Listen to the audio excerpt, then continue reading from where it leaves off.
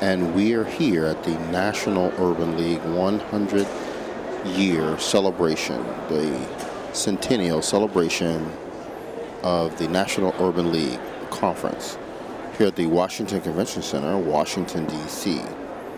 Welcome. My name is Zarinah Shakir, and I'm here reporting for the Mind's Eye Television. We're at the Washington Convention Center with the National Urban League Centennial Conference. This year's conference, which is 100 years for the National Urban League, is I Am Empowered. And a lot of the focus is around empowering people. We will be speaking with some notables and luminaries that are in attendance, and there's also a number of people that are being honored. Stay tuned.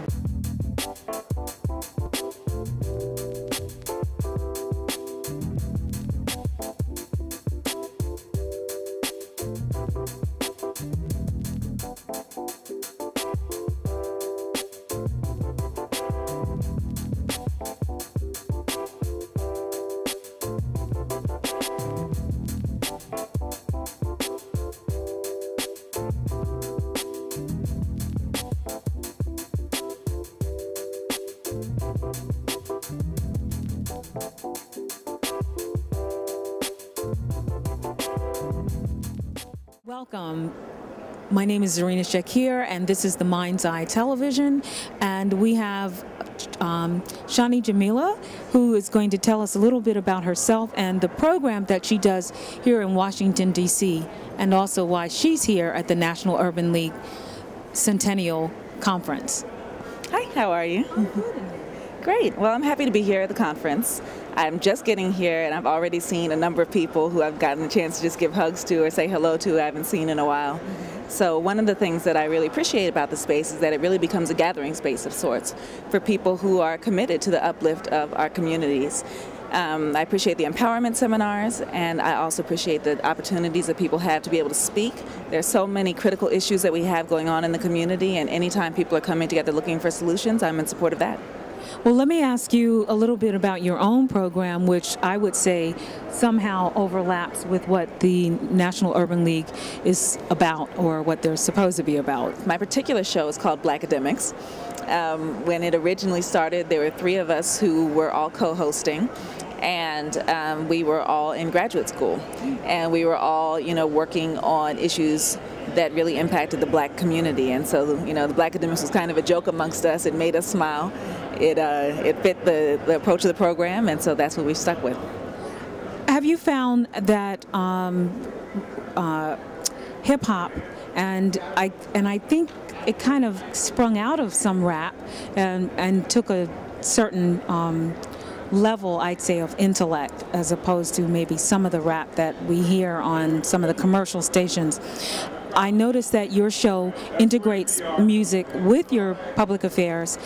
How do you choose the music, and what kind of artists do you try to represent and promote? Well, I'm a big believer in the importance of cultural work and activism. I think that that's just a key component of what makes the world go round. You can talk to people as much as you want. Sometimes if you come across as preachy, then you'll get tuned out. In contrast, art provides a medium where you can transmit messages in a way that really gets people at their core and resonates in a way that nothing else does. So the inclusion of music and talk has been a very deliberate construction on our part, because we want to be able to have that kind of fusion. We want to be able to utilize the arts in the way that we believe they're meant to be, which is to create change in people. Led by our relationship with the National Urban League, we helped found the Alliance for Stabilizing Our Communities, which is hosting community outreach events to deliver mortgage and other consumer loan assistance directly to consumers in the places where they live. Funded by Bank of America, the Alliance is a partnership among the National Urban League, the National Council of La Raza, and the National Coalition of Asian Pacific American Community Development. Welcome. This is Zarinah Shakir for the Mind's Eye Television, and we have Denise Rolark Barnes, who is the publisher of the Washington Informer newspaper here at the National Urban League. Tell us a little bit about yourself, the paper, and what you are doing here today. Denise Rolark Barnes, publisher of the Washington Informer newspaper, 45-year-old publication serving the African American community in the Washington metropolitan area, following in the footsteps of my father, the late Dr. Calvin Rolark, and just here at the National Urban League Conference, because actually we partnered. We're one of the partners with the Urban League, and we're really excited for the publication that we put out, not only for the attendees, but for those in Washington, D.C. who can't get here. We did this supplement called I Am Empowered. That's the new campaign for the Urban League, and we hope we partner with them in our own way, because by publishing the Informer, we want to keep our community not only informed, but empowered. Tell me, as far as the Washington Informer, 45 years, what are some of the changes that you've seen, let's say, in D.C. around the black community, and how, if it's going up or if it's going down, or are we at say, a flat level? Well, I think the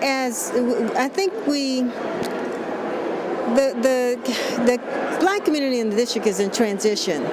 And I know when I grew up in Washington, I've always known it as a predominantly African-American city. That's how it became known as Chocolate City, which was interesting that our Mayor Adrian Fenty, for the first time I heard him say that publicly when he spoke here at the convention a couple of days ago.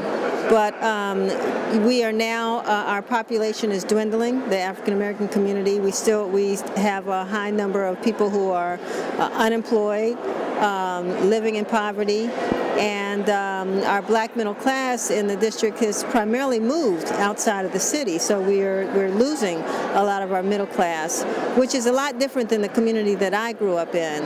And I've lived in lots of different neighborhoods. I thought about it the other day, from Ward 1 to Ward 4, Ward 5, Ward 8. So I've lived all over the city growing up here, and it's changed. And so I think at this point, whenever the dust settles, if it will, and I think with all the growth and development, it's going to take a little while before we can settle into this new Washington. And then we'll have to, as a community, begin to rebuild a sense of community. I live in Ward 8, and that's one of the areas I think is going to be one of the one that's on the precipice now, or the beginning of transitioning. Okay. So, and the other point I'd like to raise, when you talk about the status of African Americans in this city, you talk about the history of the Urban League. I mean, it was created because of the great migration of African Americans from the south to the north, and helping them in order to gain equal opportunities across the board, from housing, education, employment, all of that. And so that struggle continues, and that's why there's still a great need for the National Urban League and the role that the Greater Washington Urban League has played in the district, under the leadership of Maureen Cooper, who I think has done a phenomenal job. When they revitalized or renovated that building on 14th Street, in my opinion, that's what sparked the whole redevelopment of the Columbia Heights community. They took a step out on faith and created that wonderful building there, and now everything around them has improved.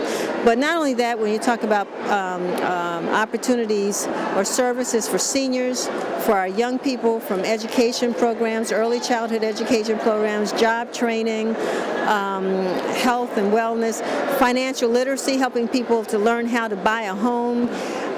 If we're going to stabilize this community, it's the Greater Washington Urban League that I believe is leading the way for us outside of government. In a nonprofit, community-based area, that's what they've been doing.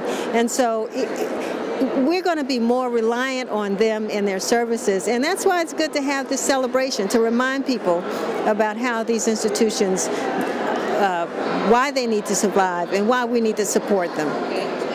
Thank Thank you for joining us today, and we are about to close out. It's been a very interesting and wonderful day. We had an opportunity to hear President Barack Obama speak earlier here at the National Urban League Centennial Convention. Please join us again soon.